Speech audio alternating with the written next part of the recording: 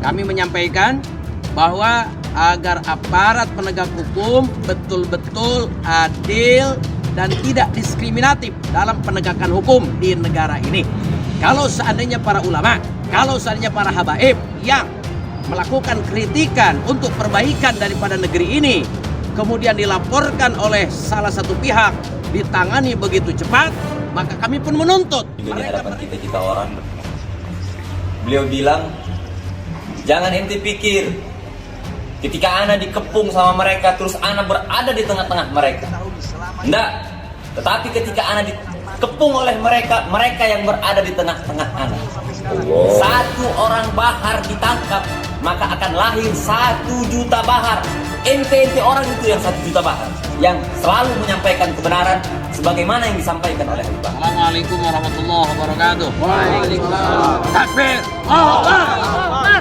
Kami para ulama, para kiai, para ajengan, para santri di Kabupaten Tasikmalaya barusan telah beraudiensi dengan Pak Kapolres Kabupaten Tasikmalaya di Mapolres, yang isinya adalah kami menyampaikan keresahan daripada kaum muslimin di Kabupaten Tasikmalaya atas diskriminasi yang menimpa daripada Habibana Bahar bin Smith.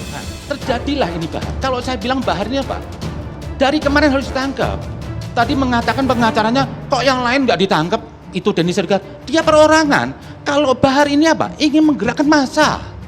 Ini bahaya. Karena bahaya ini Bahar. Untuk NKRI ini bahaya.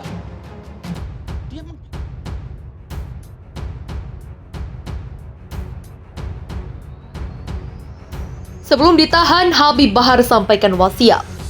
Saya ditangkap, akan lahir 1 juta bahar lain. Sebelum ditetapkan menjadi tersangka dan ditahan, Habib Bahar bin Smith sempat menyampaikan pesan di hadapan penyidik.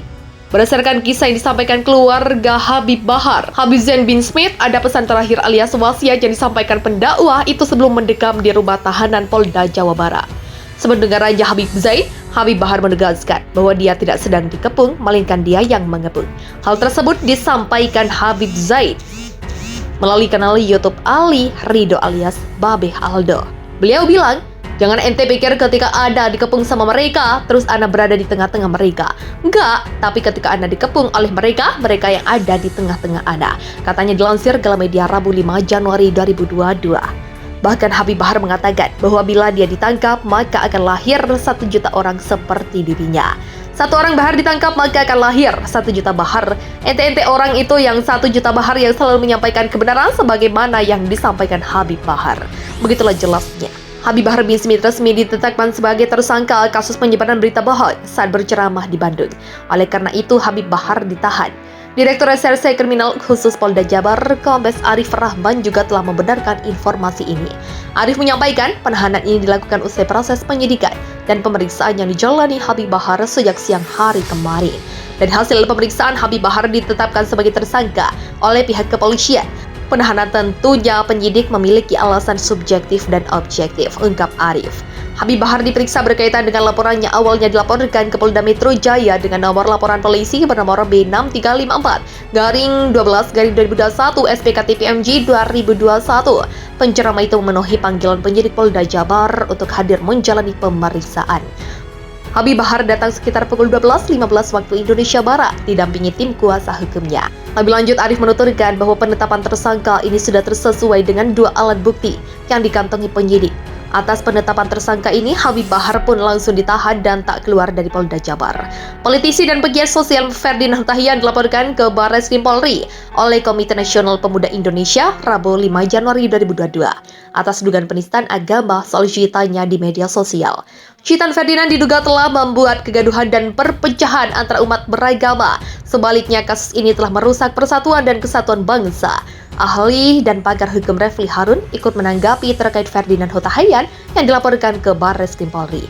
Dalam channel YouTube yang diunggah Rabu 5 Januari 2022, Refli mengatakan, jadi pasal yang dijadikan masalah yaitu pasal 45A, yaitu tentang soal perbuatan penyebaran berita bohong yang dapat memunculkan keonaran. Jadi kalau kita kaitkan dengan apa dengan ketentuan pasal tersebut, maka sebenarnya sama.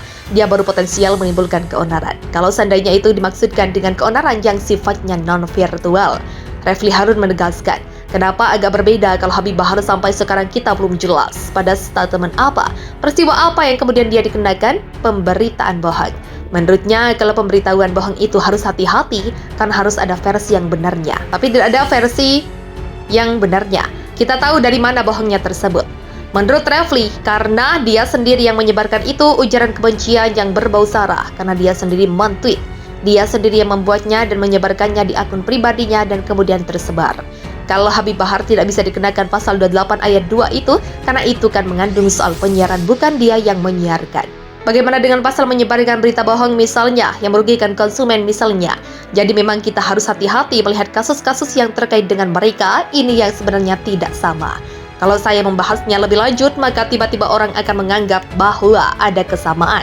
Jadi kita katakan ada perbedaan yang signifikan antara kritik, kontrol terhadap negara, kontrol terhadap penegakan hukum. Saya ingin mengatakan dan menegaskan bahwa Habib Bahar dan Ferdinand tuh beda banget kasusnya, ujar Refli Harun. Siapa sosok A yang ajukan penangguhan penahanan untuk Bahar Smith dan Polda Jabar? Pendakwa kontroversial Bahar bin Smith kini ditahan di Polda Jawa Barat karena kasus dugaan penyebaran berita hoaks. Tak lama muncul sosok misterius berinisial A yang menjamin Bahar Smith dengan pengajuan penangguhan penahanan ke Polda Jabar. Hingga kini banyak pihak yang belum tahu siapa sosok A sebenarnya. Kabid Humas Polda Jabar Kombes Pol Ibrahim Tompo mengaku pihaknya sudah menerima surat pengajuan penangguhan dari kuasa hukum Bahar. Ibrahim melanjutkan, adapun alasan penangguhan penahanan yang diajukan kuasa hukum Bahar dinilai masih normatif. Masih begitu, ia belum memastikan apakah pihaknya akan mengabulkan permintaan itu atau tidak. Nanti kita serahkan ke penyidik untuk dilakukan pertimbangan. Karena melihat dari proses perkara, ini kan membutuhkan kelengkapan penyelesaian administrasi. Otomatis kita berikan kesempatan pada penyidik untuk menyelesaikan seluruh rangkaian penyidikan dan juga berkas perkara ini. Itulah biasanya membutuhkan keberadaan tersangka. Begitulah ucapnya. Jadi pertimbangannya selalu kembali kepada penyidik tentang kebutuhan tersangka tersebut. Apakah penyidik masih membutuhkan tersangka atau bagaimana? Nanti itu akan kembali ke pertimbangan penyidik nantinya. Begitulah tambahnya. Diduga menyebarkan berita bohong saat berdakwah di Margasi, Kabupaten Bandung setelahnya menjadi tersangka belum lama ini, pada Senin 3 Januari 2022. Bahar jadi tersangka usai mendatangi Polda Jabar. Awalnya ia menjadi saksi sebab 2 bukti masuk kantong polisi. Status hukumnya langsung naik. Bahar disangkakan pasal 14 ayat 1 dan 2 Undang-Undang Nomor 1 Tahun 1946 tentang Peraturan Hukum Pidana Junko, pasal 55 KUHP dan atau pasal 15 Undang-Undang Nomor 1 Tahun 1946 tentang Peraturan Hukum Pidana Junko, pasal 55 KUHP dan atau pasal 28 ayat 2 Junko, 45A Undang-Undang ITE Junko, pasal 55 KUHP. Polda Jabar membenarkan kuasa hukum Habib Bahar bin Smith mengajukan permohonan penangguhan penahanan.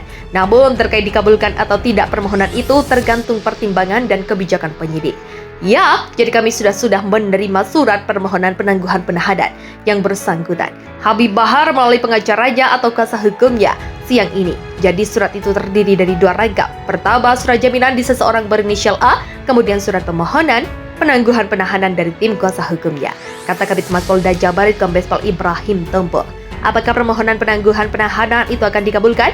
Kombes Pol Ibrahim Tompo menyatakan, surat tersebut akan diserahkan ke penyidik untuk dilakukan pertimbangan dengan melihat proses penyidikan perkara. Dalam proses penyidikan, tutur Kabid Humas, penyidik membutuhkan keberadaan tersangka.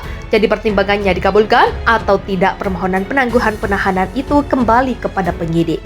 Ditanya alasan kuasa hukum mengajukan penangguhan penahanan Habib Bahar, Kombes Pol Ibrahim Tompo mengatakan normatif.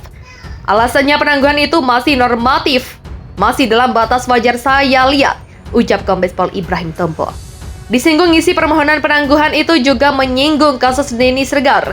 Kabid Humas menyatakan, kasus Denny Sregar telah dilimpahkan ke Polda Metro Jaya pada pertengahan 2021. Menurut Kombes Pol Ibrahim Tompo, alasan Polda Jabar melimpahkan kasus Denny Sregar karena lokasi dan waktu kejadian di wilayah Polda Metro Jaya.